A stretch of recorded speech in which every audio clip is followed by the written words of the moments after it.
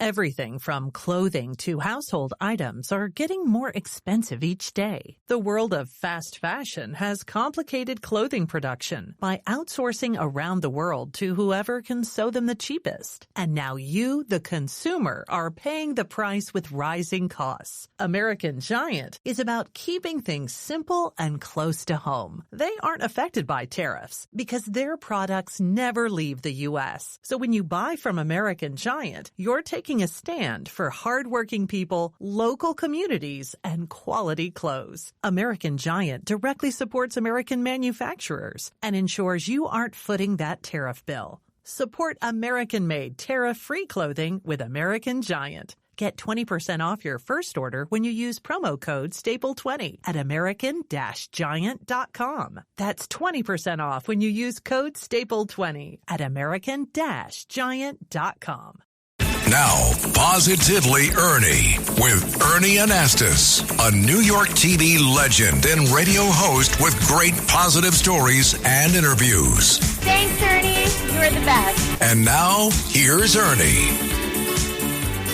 Hi, everybody. Welcome back to the show. Nice to have you here. And, you know, I love to cover a wide variety of topics on this program.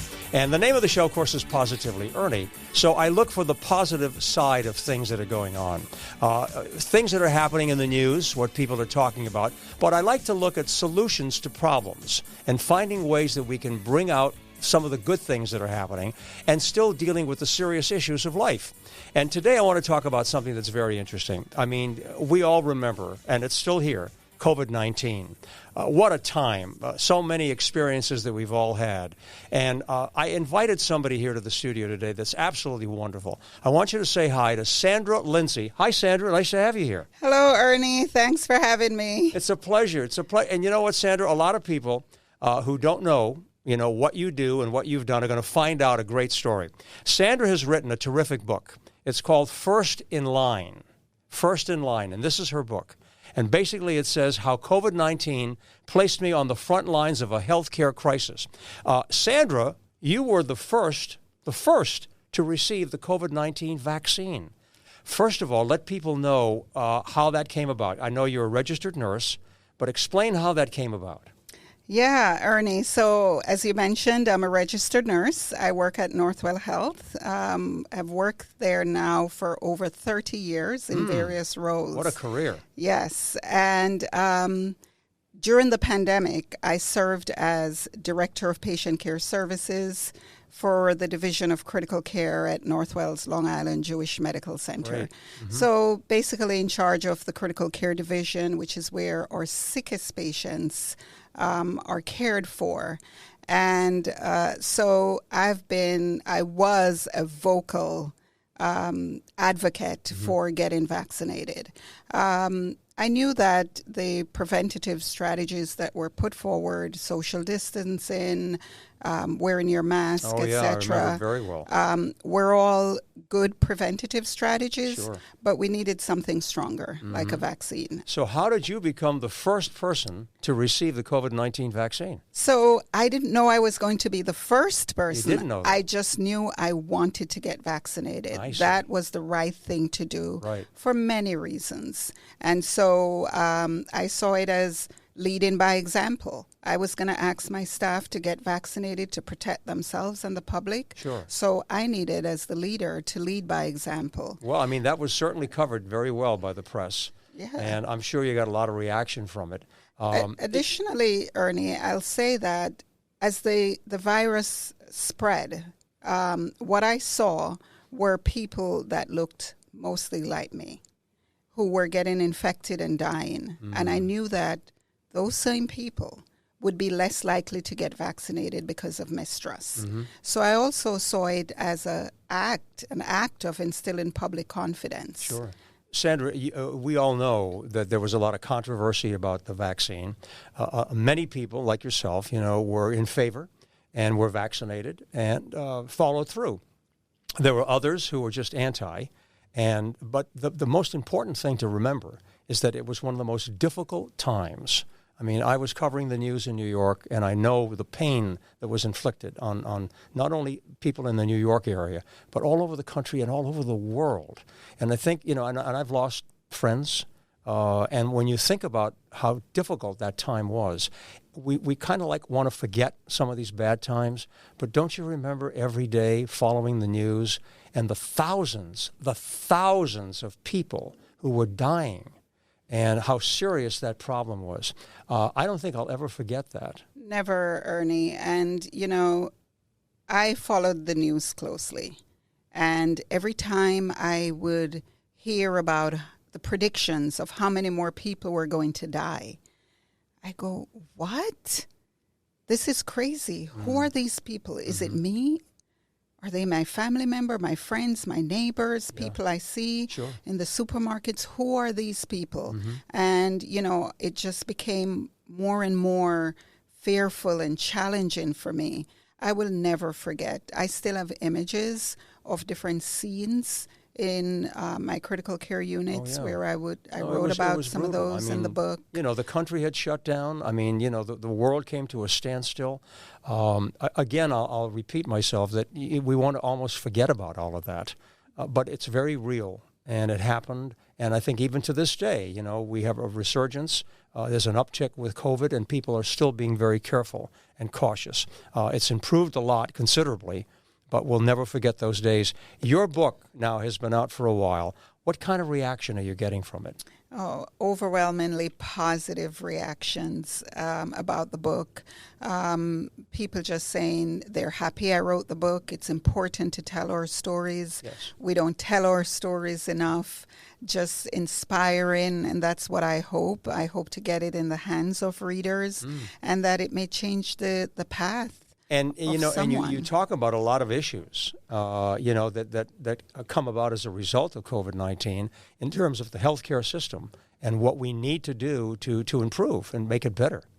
Yeah, I just didn't want to write a story about me and my experiences, but to use the book and my platform to just shed a light on some of the health disparities that led to so many dying from COVID-19. Some of those health disparities and inequities that I faced myself when I moved here from Jamaica to the Bronx. 1986? 1986. You immigrated here to this country? Yes, I did. And, that's a story in itself. The fact that you came here pretty much on your own, and, you became a student, and that was not easy. You had to really find ways to get your education, and you did it. And went on to have an executive role, with a major healthcare system. Yeah, that was not easy. I came to this country with $50 to my name. $50, $50 US dollars to my name, in an apartment, walk-up apartment in the boogie down Bronx. No scholarship, I just had a dream. I knew I wanted to become a nurse, and big culture shock and some setbacks. I worked less than $4 an hour. 10 hours a day on my feet in a supermarket. I babysat for less than $5 a day. Love this story. I did odd jobs, but I never lost my focus. Sandra, you're describing the American dream. Many people who are listening and watching, are saying, I'm proud of you. Because it takes a lot of courage. It takes a lot of commitment in many ways to be able to follow through on that dream. You wanted to be a nurse. You had that feeling. Did anybody inspire you for that? Well, I grew up with my grandmother, my grandparents, and my grandmother had a lot of chronic illnesses. And my siblings and I took turn taking care of her. So in turn, she took care of us, and she thrived. She was an amazing woman. And since age 9, I knew I wanted to care for others. And in my country, my homeland, Jamaica, nurses are well respected. And I remember admiring them in their crisp white and the attention they commanded. Isn't that interesting how you have a vision of something? Yes. And it can inspire you and trigger you to say, this is what I want to do. Yes. And a lot of people who are, a lot of young kids, when they see something, it's a role model. Yes. You're a role model.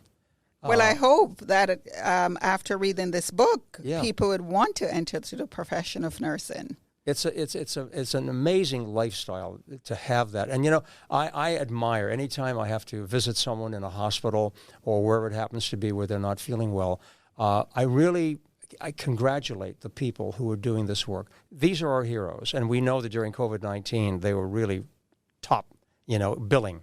But I think that, people like yourself who commit to helping others, I mean, what a wonderful opportunity that is to give back. It's an opportunity and such a privilege. I consider it a privilege for people to entrust their lives to us, to care for them. It is a privilege. But you know what, Sandra? There are many people who probably would like to do that, but they just can't do it. They just can't find the ability or the feeling to be able to follow through and have that kind of care for other people. That's a very special gift that you have. Well, thank you. It takes, determination. It takes focus. It takes resilience. It takes support. Because I did not do this alone. I had, the support of my family and friends encouraging me and pushing me along the way. So it's a team effort. Of course. And you have a son.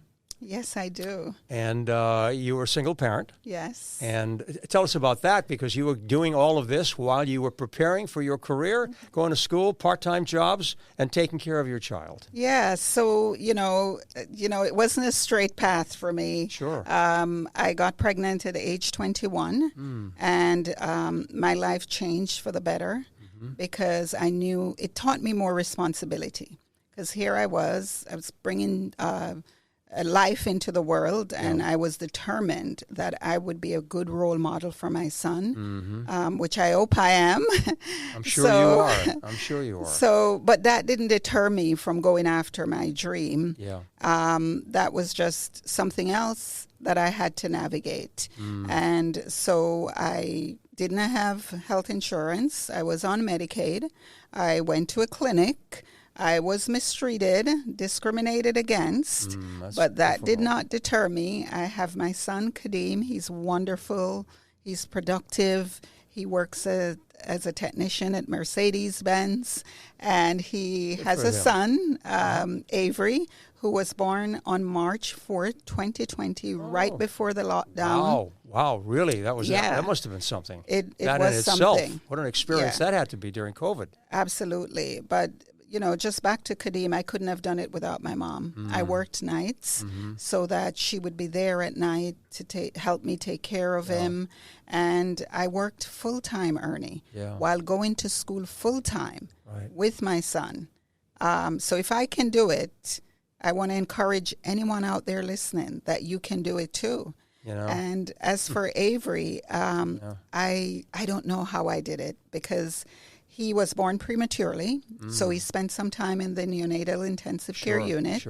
And thanks to those angels who took care of him. So it was some days on the highway, on the LIE, back and forth to the hospital to see him. And then there was a time where there were no visitors. So it was FaceTime with the parents. So that was very stressful. Leading a team during this pandemic, and also supporting my son during his difficult time. Tremendous story. Yeah. Tremendous story. Personal. I've interviewed so many people over the years, and I can do what they call a quick read, because you have to do that many times. If you're going to interview somebody, you have to know how they're going to respond.